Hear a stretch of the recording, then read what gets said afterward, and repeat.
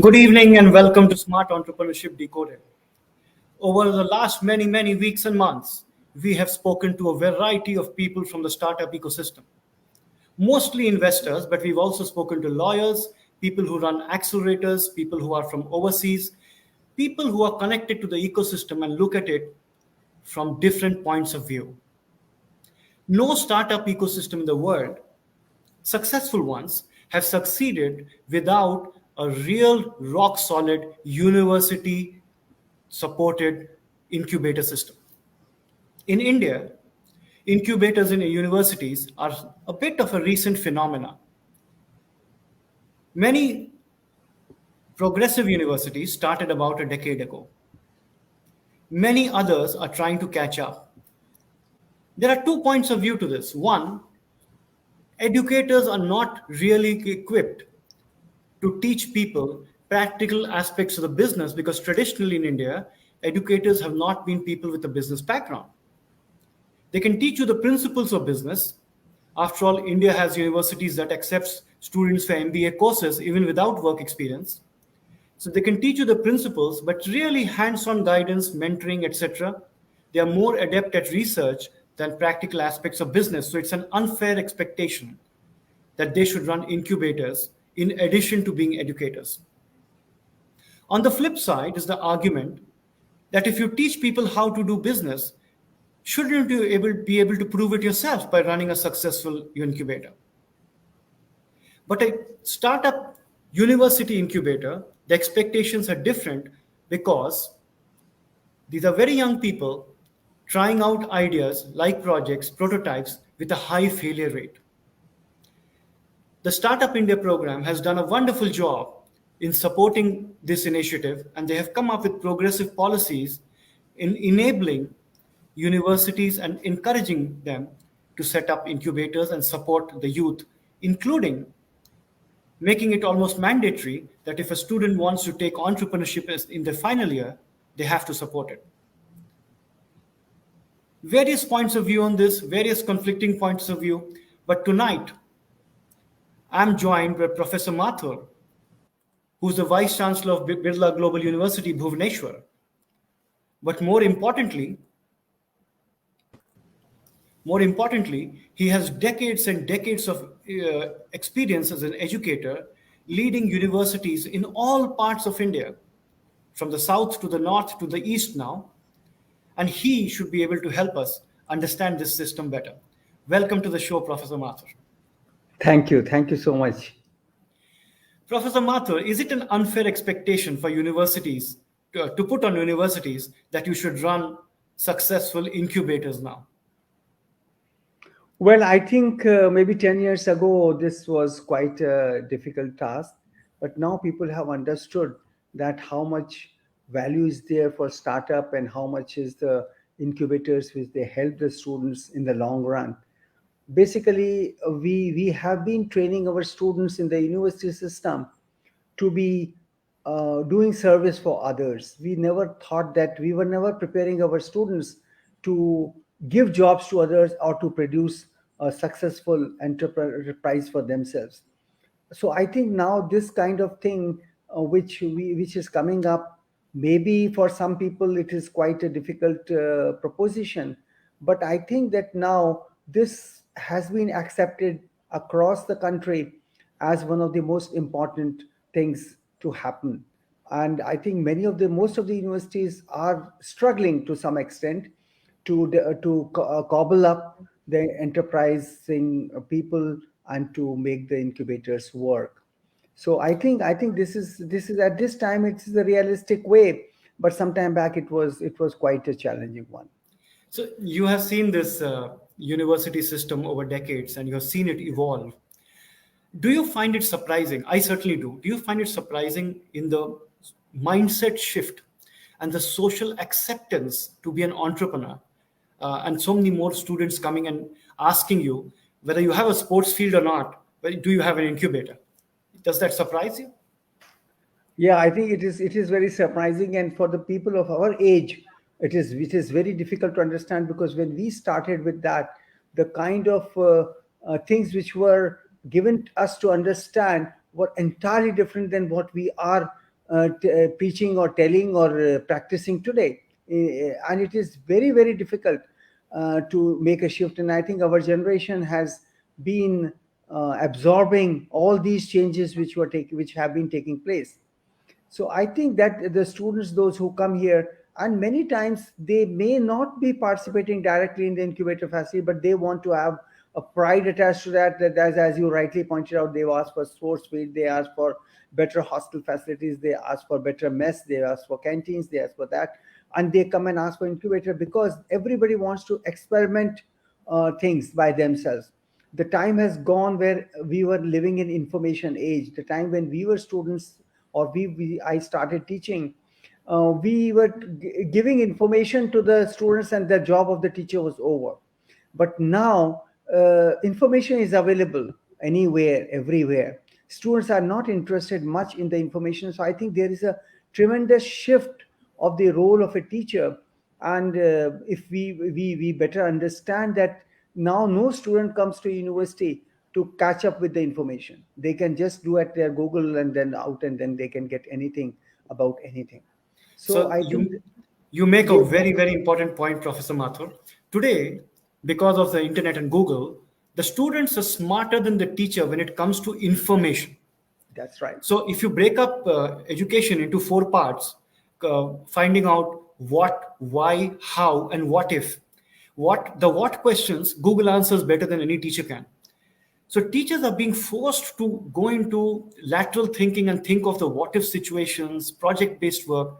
Do you find that a lot of the educators struggle with that, because the earlier respect was just because of the textbook and the what that you knew. Now textbooks have disappeared. I mean, I last saw a textbook in a classroom years ago. Yeah, you are very right. And the textbooks, which were so used to be precious to me, now they have no meaning. I'm still struggling to get rid of those textbooks with me because they're no meaning now. So the students really want to explore different than, and they want to explore the things what they can do by themselves. And the employers also, now they don't look at the students, those who know how much. They are also not testing the students' knowledge that they know this or they know that, because now anybody can know anything anytime. But but they want to ask the question what you can actually do.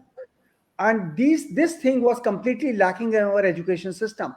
The education system was least compliant for doing things rather than knowing things. So they were, our system has not grown up. Even now it has not grown up in doing things. But I know, as my in my student days, in my high school classes, if suppose we were taught oxygen gas, production of oxygen, the teacher used to bring the whole setup and used to show the bubbles coming out and the oxygen getting produced. Those kind of thinking and those kind of teaching completely disappeared, and they were just wanted to mug it up. Still that kind of thing is going on to get into competitive examinations. I think competitive exams would also change their profile, their profile of questions. But I think now no industry wants to see that you can do nothing but you know everything. So now even if they know nothing, if they can do, if suppose you have time, I'll tell you, I'll share one experience with my incubation Sure. and one of the students, what has happened. Can I say now? Because Please, this, please go ahead. yeah, one of our students, he did not know in the engineering. He was an engineering student, and he did not know that in which class he studied. It was in KIT actually, because he failed in many papers. There were more areas as to him because he was not, but he was an active person in the incubator center, and nobody wanted to take his case up because he had almost 20 areas or something like that, and he was supposed to graduate next year. Then no teacher wanted to give any exemption of any kind. The case was brought to me. I said, okay, no problem, I'll conduct your examination. But then I asked a question, that why you need a degree when you are and he was hiring 28 people in the camp on the campus. He was already a CEO of a company, and that was exporting. I remember LEDs that time, and he was a very successful entrepreneur. Then I said, why you need a degree? You are already an entrepreneur. You are making so much huge amount of money. You are hired 28 of the students there. Then you know what he said? He said that I want this degree for nothing but for bank loans, because banks will not give me loan if I just say that I am plus two pass. So I want to raise bank loans. I just said no problem. You just write the examinations, and I conducted his examination in a very different way, and he obviously would have passed. So imagine a student telling that he wants a degree only for bank loans. I think that time has come now. Thank God he didn't say it's just for marriage and dowry. No. So, I have an interesting anecdote as well. My father Yeah, is near to 80, and yeah. he's an engineer from BIT Mesra, 1964. So, after he retired about 5 years ago, one of the leading technology institutes in Bangalore asked him to teach certain subjects. Now, my father is used to these thick Russian books on engineering. He goes to class, and after a week, he's holding his head in his hand. I said, "What happened?" He said, "Nobody reads anymore.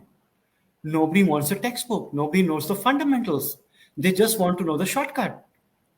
And I can't tell them that there is no shortcut. What takes time will take time. So he was quite frustrated, which leads me to my next question. Now, students are born in this social media era, they're born in this internet era. The educators tend to be older. Who will change? Does the curriculum has to change? The way we teach has to change? What has to change so that there is alignment and they see value in coming to the university? Otherwise, like Facebook, Google, Microsoft are abolishing degrees as a requirement. And McKinsey says post pandemic, half the universities in the US will shut down over the next 10 years. What are we staring at? What has to change? I think as far as my perception goes, we have to align our teaching system to the needs of the industry, and for that reason, for that purpose only, in my other university where I was, I had made it's a mandatory requirement for all the boards of studies which are determining the course to have at least two to three industry people sitting on that board and guiding us that what kind of courses we should need. We supported our teachers whatever way possible for the courses. Here also, where I am now, I have changed the complete boards of studies, and I have brought in every subject, including mass communication or whatever law or all that, the people from the industry, those who are not connected to any otherwise. Every teacher is very comfortable with other teachers being present there when they are relooking their syllabus. X, they will replace x from x to x bar, they will change by x to z or something like that, but they will do only cosmetic changes. And when I told in the other university that the syllabus change is only cosmetic, many of the colleagues, they did not like my saying cosmetic changes, but actually they do cosmetic changes, they don't do any structural changes. But once we brought in the industry in the picture, the industry changed the whole scenario. And I'm very happy to share this thing with you that I made it mandatory, and that was the first time in the whole country where we ran industry driven courses. And those courses were so good and so popular that I still remember the courses were done with Ericsson. And they themselves came. The university did not have any cost on that also, and they trained our students. And that was so competitive courses which we did. And I told that every school should offer minimum one industry driven course, and that was so successful. It's not that for placement purposes, it is to. And I was so happy to listen the feedback at the end of the day when they were completing the course. Even the syllabus was prepared by the students, the course material was prepared by the students, and finally they were the beneficiaries of the course. And when the feedback was being spoken out by the students, I remember one comment having said by a student that for these past 6 months, we felt that we are not in an education institution, we are in an industry. So their mindset, because once they go to industry, there's a terrible shock for them, and they really don't know how to connect what they had studied in the schools and what is the expectation of an industry.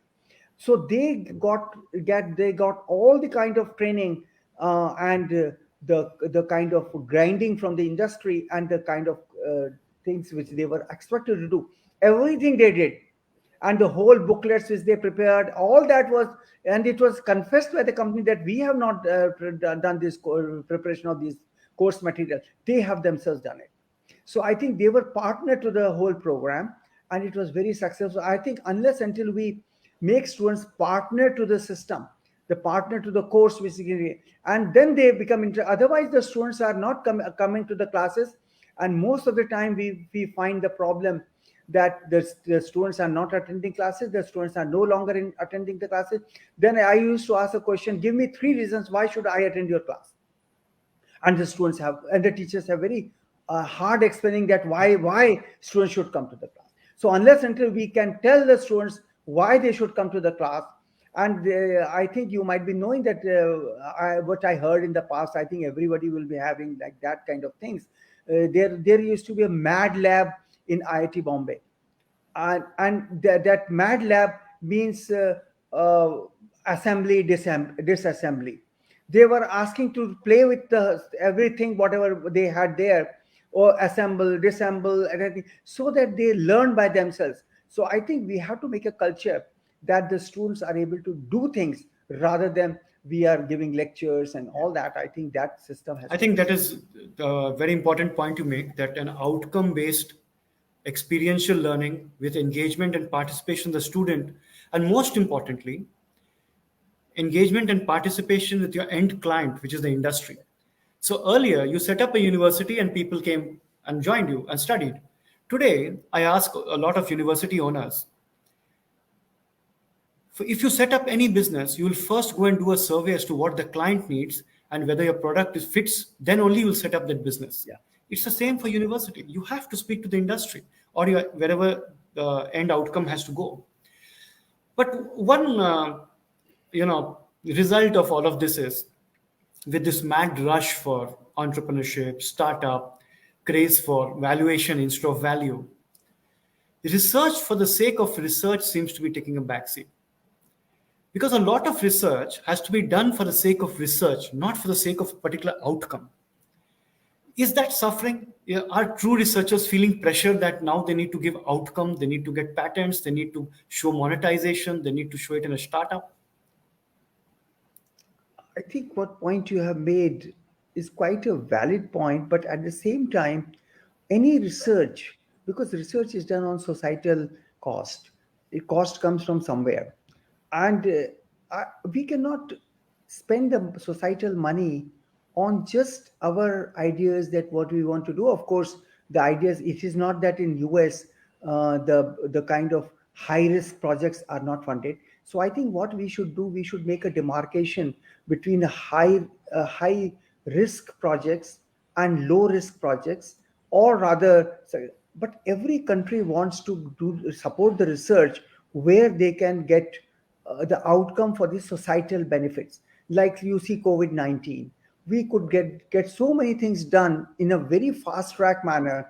Money was given, and that's why we could get a vaccine of different kind. And I think this was unimaginable even 5 to 10 years ago, that in such a short period of time we can develop like that, because we have tools, we have the systems now, the computers, we have intelligence, artificial intelligence also. So I think that we may have to compromise on something which just for our pleasure. Now when COVID is around the corner everywhere, then I cannot just think and then play piano or something like that. So I think we have to be living in the world, and we have to see that what is the problems are being at this time. So I think there is nothing wrong in expectations, but that they should be contributing something to the societal requirement. I think there is nothing wrong about it. Mhm. No, that's a valid point. Let's take a step back. Now, at Birla Global University, Bhubaneswar, you're in the process of setting up an incubator. But just before this, where you were, you had set up an award-winning incubator, yeah, at a Yeah. university. Yes. What are the two, three things universities need to get right to create a successful incubator on campus? First of all, we should have willingness that we and then the involvement of the students and the faculty is very much required. We should allow people to fail. It's not that everything becomes successful, and we must give them guidance in such a way, the full support to them. As I told you about the examination thing also, the True. students, you cannot expect a student to be a successful entrepreneur at the same time the best student in the class or maximum attendance in the class. You cannot expect. So I think we have to bring in structural changes in our education curriculum, our education dispensation. We have to bring in the examination system. We have to see that how much support we are giving to them, and the mentorship which is required. And I think that it is not at all difficult. Now suppose I'm talking about at this time, post pandemic time, people, I'm just trying to push those social projects. Like, we can see that what are the migrants laborers, those who have come up, how we can help them, whether we can sell their products, whatever they are making, because Odisha is very rich in the cultural heritage, in painting, in music, dance. So can we set up some kind of incubation facility where those people get projected, and we can. So I think there are so many things where we can have social engagements. The ideas are lacking, so we have to provide some ideas to the students. Students will take care of that, and many times students give ideas, and teachers, just because they think that ideas is coming from petty students, they don't take the ideas very seriously. They say, no, no, no, no, we know how to do it, we have been doing this thing." So I think now the students are mentors to teachers, not teachers are mentors to the students. This thing, if we are, when the as sooner we understand this kind of thing.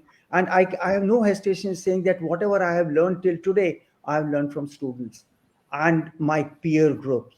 It is not my teachers. Teachers have taught their thing for which I got my livelihood.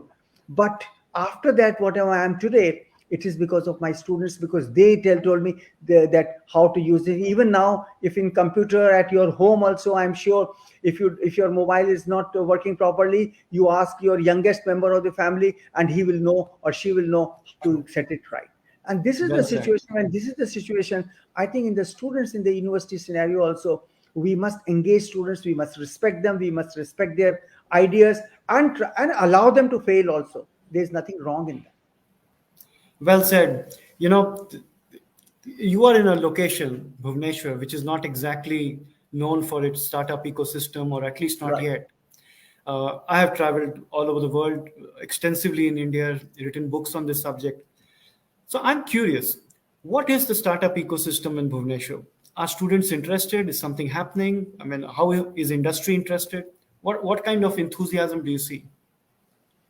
I think now there is a lot of enthusiasm, and we have now Bhubaneswar Innovation Cluster, which is encompassing all the research institutes and in the educational institutions. Most of them, they have partnered to that, and the students are very much interested. The only thing is that this place is not that industrial as it should have been, because industry, if they are close hand to hand, and then lot of incubation, that of innovation and ideas come through. But Bhubaneswar is educationally very strong place, and there are a lot of educational institutions. And if the students, they exchange themselves from one place to other place, they have regular meetings from one institution to other institution, because as I told, that KIT incubation center is one of the best in the whole country. They are even mentoring northeastern region in this country as far as incubation facility is concerned. And they have incubated so many things that they are selling very much great demand in the market, whether it is yogurt, or whether it is bread or bakery products. Many things they have done, or LEDs. I have not visited because of pandemic after I came to Bhubaneswar, that center, but I come to know that they are doing lots and lots of things, including floriculture, or many things they are doing it. And so I think that once the students, they visit from one incubation center to other incubation center, and they are allowed to crossbreed, I think that the culture will come up. And the teacher's role should be only facilitatory role rather than governing role.